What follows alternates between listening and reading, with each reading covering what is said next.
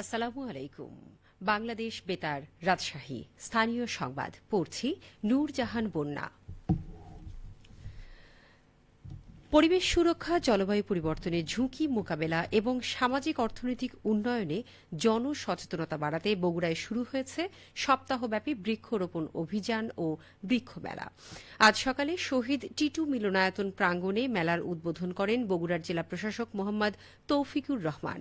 আগামী ৭ দিন চলবে এ মেলা। এতে ৪০টি সরকারি ও বেসরকারি প্রতিষ্ঠান অংশ নিয়েছে। তাদের স্টলে ২ শতাধিক প্রজাতির ফলদ, বনজ ও ঔষধি গাছের চারা প্রদর্শন ও বিক্রি করা হচ্ছে। উদ্বোধনী অনুষ্ঠানে বক্তারা বলেন, বনায়ন সম্প্রসারণের পাশাপাশি পরিবেশ সংরক্ষণ ও জলবায়ু পরিবর্তনের বিরূপ প্রভাব মোকাবিলায় এখন থেকেই ব্যাপকভাবে বৃক্ষরোপণ করতে হবে। বিশেষ করে শিক্ষার্থীদের মধ্যে পরিবেশ সচেতনতা গড়ে তুলতে সবাইকে এগিয়ে আসার আহ্বান জানান তাঁরা। অনুষ্ঠানে বগুড়া সিটি কর্পোরেশনের প্রশাসক, সামাজিক বন বিভাগের বিভাগীয় বন কর্মকর্তা মোহাম্মদ মতলুবুর রহমান সহ বিভিন্ন সরকারি দপ্তরের কর্মকর্তা, শিক্ষার্থী ও পরিবেশ প্রেমীরা উপস্থিত ছিলেন।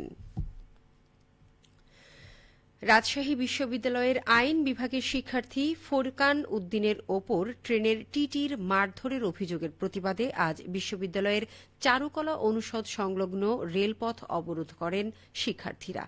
এতে রাজশাহী ঢাকা রুটে প্রায় ৬ ঘণ্টা ট্রেন চলাচল বন্ধ রয়েছে। অবরোধের কারণে সকাল ৭টা ২০ রাজশাহী থেকে ছেড়ে যাওয়া ঢাকাগামী বনলতা এক্সপ্রেস বিশ্ববিদ্যালয় সংলগ্ন ফ্লাইওভার এলাকায় আটকা পড়ে। দীর্ঘ সময় ট্রেনটি দাঁড়িয়ে থাকায় যাত্রীসহ হাজারো মানুষ চরম দুর্ভোগে পড়েন। রেলওয়ে কর্তৃপক্ষ জানান, বিশ্ববিদ্যালয় প্রশাসনের সঙ্গে আলোচনা চলছে। সমাধান হলে ট্রেন চলাচল স্বাভাবিক হবে। দেশের ১৪টি ইউনিটে চালু হওয়া ফ্যামিলি কার্ডের পাইলটিং কার্যক্রমের অন্যতম নাটোরের লালপুর উপজেলার গৌরীপুর। গৌরীপুরের ৩ শতাধিক পরিবারকে প্রতি মাসে ২৫০০ টাকা করে প্রদান করা হচ্ছে। ফ্যামিলি কার্ড নিয়ে এখন শুনুন আমাদের নাটোর জেলা সংবাদদাতার একটি প্রতিবেদন। নাটোরের লালপুর উপজেলার গৌরীপুরে ফ্যামিলি কার্ডের পাইলটিং শুরু হয় গত ১০ই মার্চ। ফ্যামিলি কার্ডের আর্থিক সুবিধায় ২ মেয়ের পড়ালেখার ব্যয় নির্বাহ করছেন গৌরীপুর পূর্বপাড়ার রহিমা বেগম। আমার গৌরীপুরের বাড়ি, আমি খুব নিদান মানুষ। আমার স্বামী পাট খাইতে খায়, আমার বাচ্চা কাচ্চা নিয়ে আমার খুব সমস্যা ছিল। আমি লেখাপড়া ঠিক মতো করাতে পারতাম না, আমি তাদেরকে বেতন দিতে পারতাম না। কিন্তু আমি ফ্যামিলি কার্ডটা পেয়ে আমার বাচ্চা কাচ্চাকে আমি লেখাপড়াতে করা পারি। আমার ছোট বাচ্চাটা ক্লাস 2 পড়ে, বড়টা ইন্টার ফাইনাল দিচ্ছে। আমি তাদেরকে ভালোভাবে পড়াশোনা করাতে পারি। উপজেলার সমাজ সেবা কর্মকর্তা মিজানুর রহমান জানান, এটা চালু হয় আমরা টোটাল ৮১৬-১৯টি পরিবার জরিপ করি।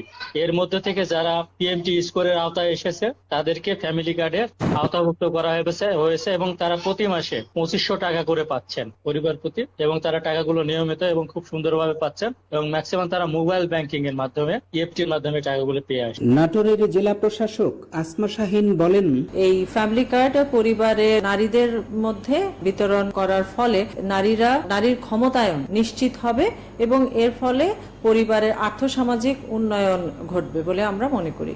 নারীর ক্ষমতায়নের মাধ্যমে নারীর অধিকার ও মর্যাদা নিশ্চিতকরণ, পরিবারের খাদ্য নিরাপত্তা এবং স্বাস্থ্য ও শিক্ষা উন্নয়নে ফ্যামিলি কার্ড অনন্য ভূমিকা পালন করছে। ফরাজি আহমদ রফিক বাবন, নাটোর জেলা সংবাদদাতা, বাংলাদেশ বেতার, রাজশাহী। চাঁপাইনবাবগঞ্জে বিদ্যুৎ স্পৃষ্ট হয়ে ৩ জন নিহত হয়েছেন। আজ সকাল ৬:৩০টার দিকে চাঁপাইনবাবগঞ্জ সদর উপজেলার বারোঘরিয়া এলাকায় এই দুর্ঘটনা ঘটে। নিহতরা হলেন সদর উপজেলার বারোঘরিয়া ইউনিয়নের বাদুরতলা গ্রামের ভিখু মণ্ডলের স্ত্রী হাসিনা বেগম, তার ভাতিজি আশা খাতুন ও আশা খাতুনের শিশুকন্যা মিম আক্তার। আশা খাতুন তার শিশু সন্তান মিমকে নিয়ে ফুপু হাসিনা বেগমের বাড়িতে বেড়াতে এসেছিলেন। চাঁপাইনবাবগঞ্জ সদর মডেল থানার ভারপ্রাপ্ত কর্মকর্তা ইকরামুল হোসাইন জানান, সকালে বৃষ্টিতে ভিজা লোহার মই দিয়ে ছাদে উঠছিলেন আশা খাতুন। বৈদ্যুতিক তার লোহার মইয়ের সাথে লেগে থাকায় সেটি বিদ্যুতায়িত হয়েছিল। আশা খাতুন সেই লোহার মই দিয়ে ছাদে উঠতে গেলে বিদ্যুৎ স্পৃষ্ট হন। তাকে বাঁচাতে ফুফু হাসিনা বেগম ও শিশু মিম এগিয়ে গেলে বিদ্যুৎ স্পৃষ্ট হয়ে ঘটনাস্থলে ৩ জনের মৃত্যু হয়। ওসি জানান, খবর পেয়ে পুলিশ ঘটনাস্থলে গিয়ে নিহত ৩ জনের মরদেহ উদ্ধার করে। এ ব্যাপারে আইনগত ব্যবস্থা গ্রহণ করা হবে বলে জানান তিনি। সিরাজগঞ্জ পয়েন্টে বিপদসীমা ছুঁই ছুঁই করছে যমুনা নদীর পানি, ফলে বন্যার ঝুঁকিতে রয়েছে অন্তত ৩১টি ইউনিয়ন। গত ২৪ ঘণ্টায় ৯ সেন্টিমিটার বৃদ্ধি পেয়ে আজ সকালে সদর রক্ষা বাঁধ পয়েন্টে যমুনা নদীর পানি বিপদসীমার ৬১ সেন্টিমিটার নিচ দিয়ে প্রবাহিত হচ্ছে।